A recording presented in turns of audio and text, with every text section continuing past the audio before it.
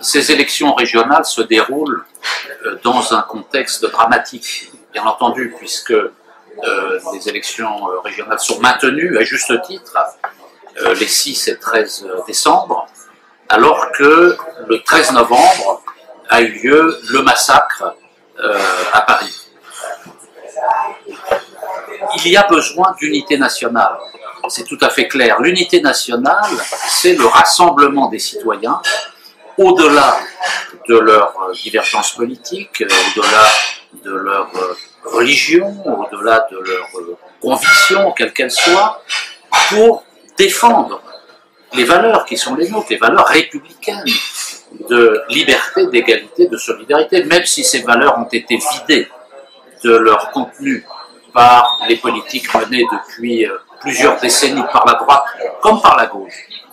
Mais c'est le peuple qui doit se rassembler, qui doit resserrer les rangs pour faire front et pour permettre que se rassemble le peuple pour faire front à la menace des barbares.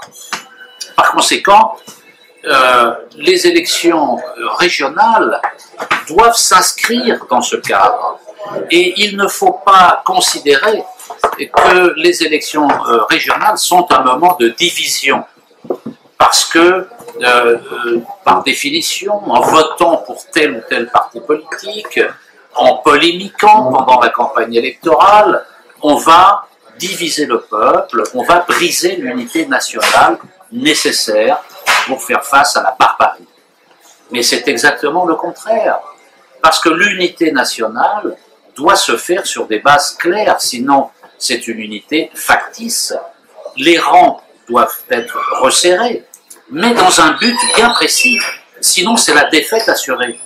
Or, il faut quand même que les citoyens se rendent compte que les dirigeants actuels, comme leurs prédécesseurs, M.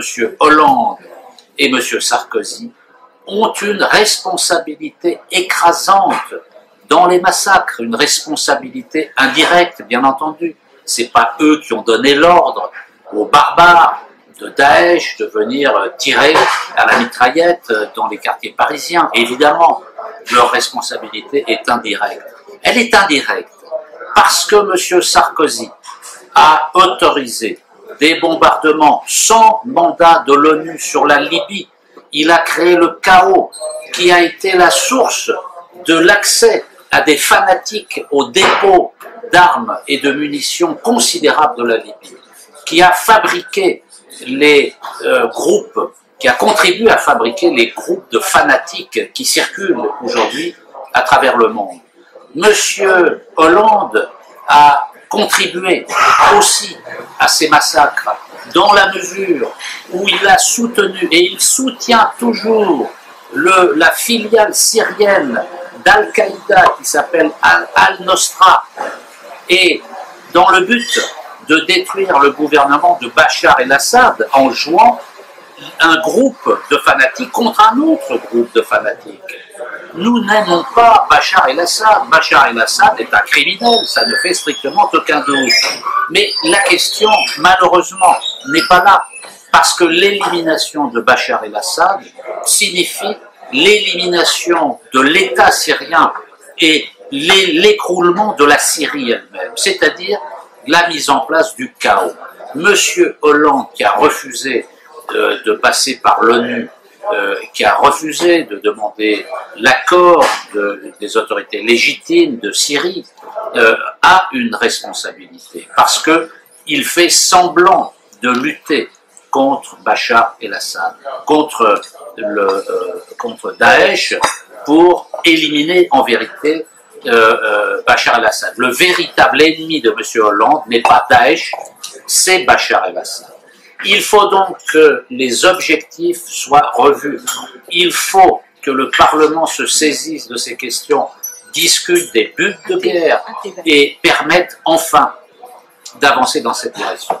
Il faut ajouter également, pour que les citoyens soient éclairés au moment de leur vote aux élections régionales, que les politiques d'austérité menées par l'Union européenne, grâce à l'euro, ont affaibli les finances publiques. et ont diminué les services publics, ont démantelé une partie des services publics, dont la défense nationale. L'armée française, c'est un service public qui a été privé de ses moyens. Et on voit aujourd'hui à quel point nous en sommes, au point où le chef d'état-major des armées constate que l'armée française n'est plus capable d'assurer les missions que le pouvoir exécutif lui confie.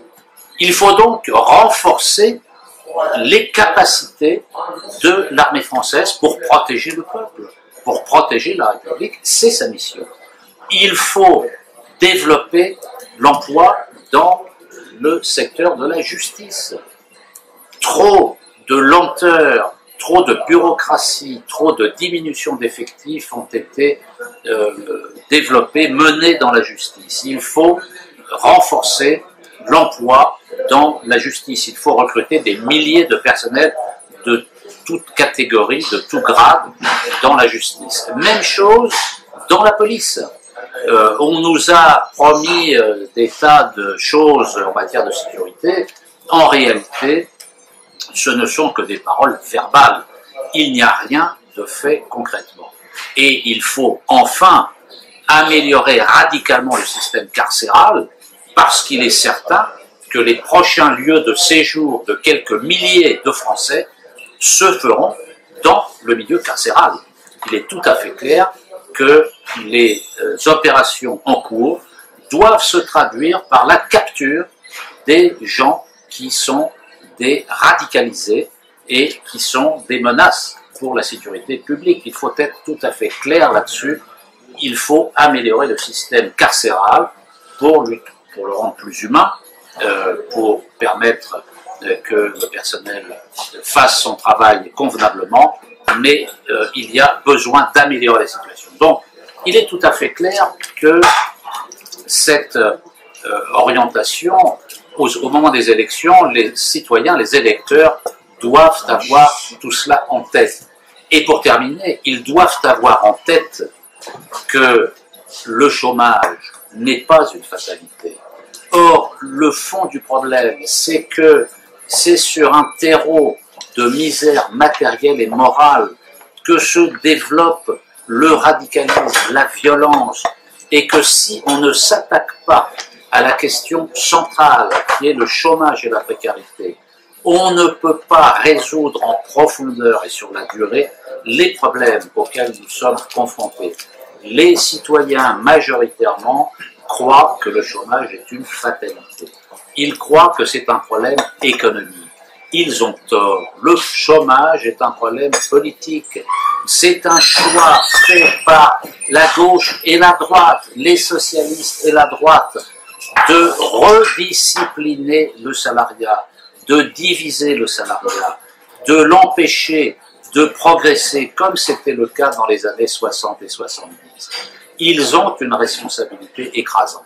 Il ne faut donc pas voter pour eux. Et le rassemblement du peuple, l'unité du peuple, doit se faire contre cette caste politique. C'est eux qu'il faut balayer. Si on veut affronter correctement la barbarie, il faut éliminer les dirigeants politiques actuels.